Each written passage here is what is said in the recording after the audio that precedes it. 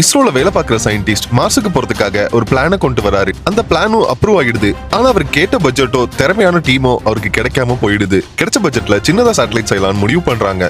அந்த சேட்டலைட்டோட எடையை கம்மி பண்றதுக்காக பிளாஸ்டிக்கோட சில மெட்டலை ஆட் பண்ணி புதுசா ஒரு மெட்டீரியல் கண்டுபிடிச்சு அது சேட்டலைட்டோட பாடிக்கு யூஸ் பண்றாங்க. அடுத்ததா கம்மியான ஃபியூல்ல ரொம்ப தூரம் போறதுக்காக அந்த சேட்டலைட்டை ஒரு போட் மாதிரி மாத்திடுறாங்க. இதனால அந்த சேட்டலைட்டால ஃபியூல் இல்லாம பிரஷர்லயே ரொம்ப தூரம் போக முடியும். அப்படி போறதுக்காக அந்த சேட்டலைட்ல இருக்க ஆண்டனால க்ளோத் யூஸ் பண்றாங்க.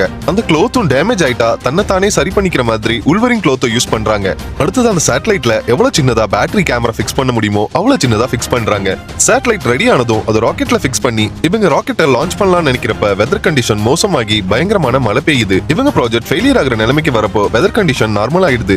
இவங்களும் ராக்கெட்டை லான்ச் பண்ணிடுறாங்க. அது சக்சஸ்ஃபுல்லா சேட்டலைட்டை ஸ்பேஸுக்கு கொண்டு போய் சேர்த்துடுது. இவங்க பிளான் படி அந்த சேட்டலைட்டை கம்மியான ஃபியூல்ல பூமியை ரொட்டேட் பண்ண விட்டுட்டு கடைசியா அதை மார்ஸோட பாதைக்கு அனுப்பிடுறாங்க. இப்படியே ஒவ்வொரு மாசமா அந்த சேட்டலைட்டை இவங்க மானிட்டர் பண்ணிட்டு இருக்காங்க.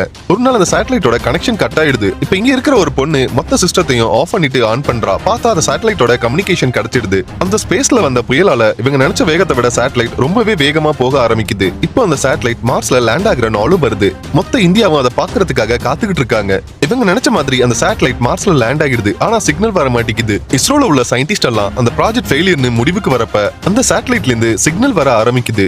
இதனால முதல் முயற்சியிலேயே மார்ஸுக்கு சேட்டலைட் அனுப்பின நாடுன்னு இந்தியாவுக்கு பெருமை கிடைக்குது. இந்த வீடியோ பிடிச்சிருந்தா மறக்காம இந்த சேனலை சப்ஸ்கிரைப் பண்ணுங்க.